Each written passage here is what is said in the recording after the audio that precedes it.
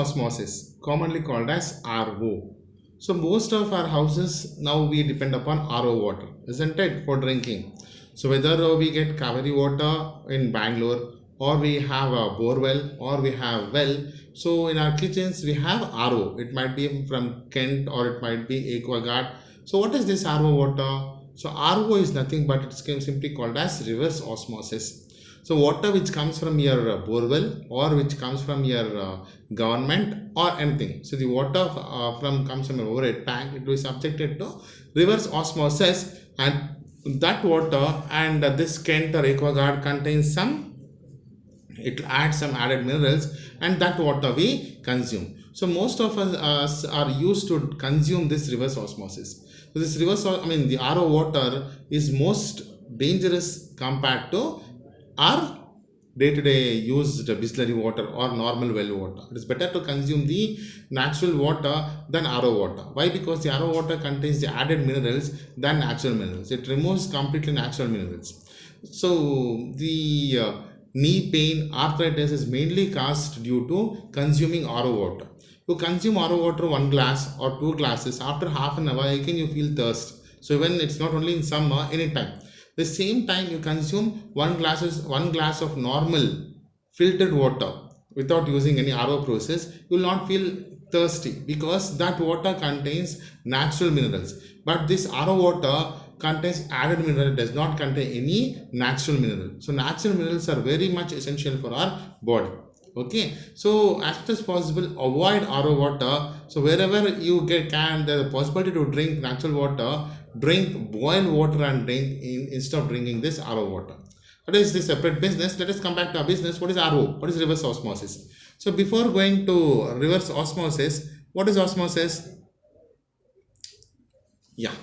So osmosis occurs naturally without applying energy. So osmosis is moving water particles or from solid particles from higher concentration to lower concentration through a semi-permeable membrane, diffusing or movement of particles from higher concentration to lower concentration through a semi-permeable membrane without applying energy is called as osmosis. So reverse osmosis is nothing but, so reverse osmosis you are applying the membrane, you are applying the pressure, applying energy in reverse osmosis.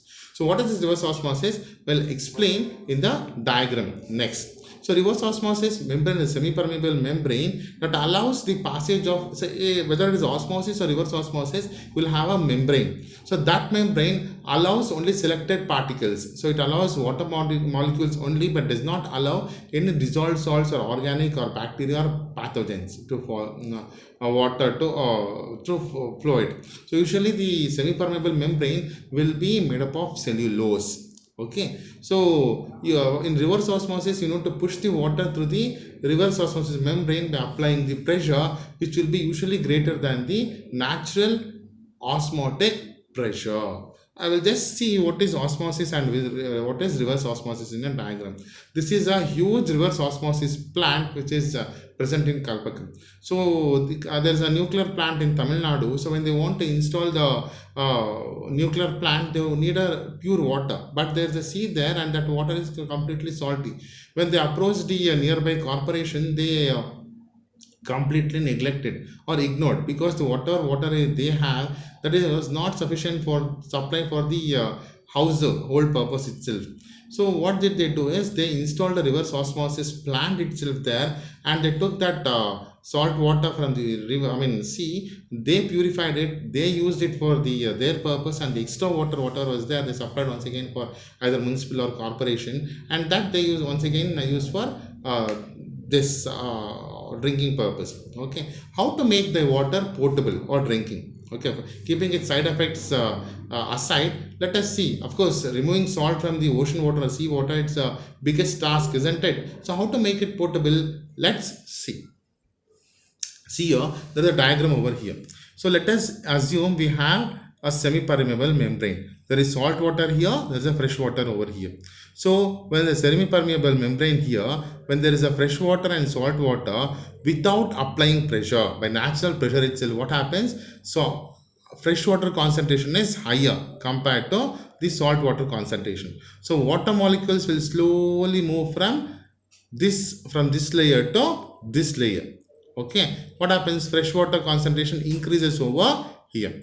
So this higher concentration is here, lower concentration of salt, freshwater is over here. So water moves from this here layer to this side by its own pressure. That is called as osmotic pressure. That we don't want. We don't want water to move from here to here. We want to purify the salt water. So how to do? That does not occur naturally. So we are going to use a semi-permeable membrane. This is a semi-permeable membrane osmosis which allows only fresh water to move, not the salt particles. You can see a small salt particles here. Very less number of salt particles. So what we do is we apply a pressure on the salt water. When you apply the pressure on the salt water, only water molecules move from my left hand side to right hand side. It does not allow any salt particles to move. So when I apply pressure, that pressure should be greater than the osmotic pressure. So than this. So when applying pressure, what is happening? From this side, only water molecules is moving from my left hand side to right hand side. That is called as reverse osmosis. So in osmosis, what happens? From fresh water from my right hand side to left hand side, water molecules will move, because here concentration of pure water is high and concentration of pure water is less. So only water molecules will move here.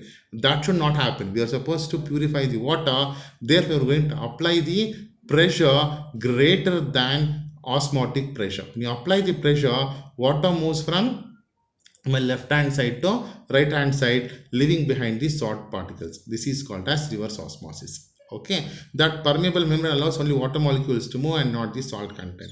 By this, water will get purified. So this process is used everywhere even in the industries, even in the Kent or AquaGuard, whatever you are going to use for drinking. This is reverse osmosis. Hope you understood what is the difference between osmosis and reverse osmosis. So osmosis occurs even in our body also. Okay, when cells, individual cell also osmosis occur. Okay, so let us see how does this work. So when the reverse osmosis, you're supposed to apply a pressure. This is you're going to feed water here to the pump over here. Okay, and this pump creates a pressure. There's an RO membrane, that is semi-permeable membrane. When you pump the water, only water molecules will flow here, and the salt content will be rejected out over here. And the water comes over here, that contains low concentration of water, concentration of salt, and can be used for drinking purpose. It is potable water. It is called as pre-mate water. So whatever water is coming from the RO, reverse osmosis plant, it is called as pre-mate water. It contains low concentration of salts. So we're going to feed high concentration salt water to the pump. Okay, and that will pump through the semi-permeable membrane, where only water will move, leaving behind the salt content. So here pure water goes, and that water called as pre-mate water. So what are the contaminants the reverse osmosis plant will remove? It will remove almost 99% plus of the dissolved salts, particles, colloids, organics, bacteria and pathogens present in the fed water. RO membrane rejects contaminants based on their size, and any contaminant that has a molecular weight greater than 200 is likely to be rejected by a properly running RO system. So if the ionic charge is greater the ionic charge of the contaminant, more likely it will be unable to pass through. The ionic charge is greater, that it cannot pass through the semi-permeable membrane. It will be out. It will come through the rejected water. So carbon dioxide will not be allowed to pass. Okay, so reverse osmosis is more effective in order to treat the brackish water, surface and groundwater for both larger and small scale methods. Okay, so what are the applications? So this can be applied in order to purify brackish water. It is used to desalinate the seawater. Desalination means remove the saline content or salt content. Salination means salt. Desalination means removing the salt content. So production of ultra pure water and wastewater treatment. So in all these processes we can use this reverse osmosis.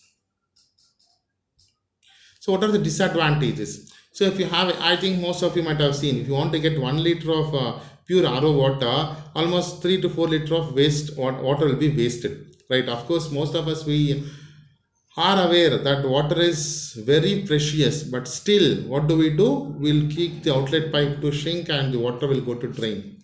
Don't know. So plenty of water will be wasted. Okay. So and as a result, the recovery only 5 to 15% of the water is entering into the system. The remainder is discharged as wastewater. So if you are feeding 1 liter of water, you will get only 250 ml of water. Remaining is going as wastewater. So an RO unit delivering 5 gallons of treated water per day may discharge 40 to 90 gallons of wastewater per day to specific systems. So if you want to get 5 gallons of water per day, 5,000 liters of pure water from RO system, it is giving out 40 to 90 gallons, 40,000 to 90,000 of water is going waste. So it is natural waste, isn't it? So large scale industries or municipal systems or production efficiency of closer to 48% because they can generate high pressure needed for filtration. So why is this failing? Because of the pressure required we are not applying. The pressure which we require is should be greater than osmotic pressure. That pressure we are unable to create. If that pressure is created, then we can achieve. If the efficiency is approach 80%, then we can reduce this wastewater, this waste. Unless and until we reduce this waste, then RO is waste. Okay. Thank you.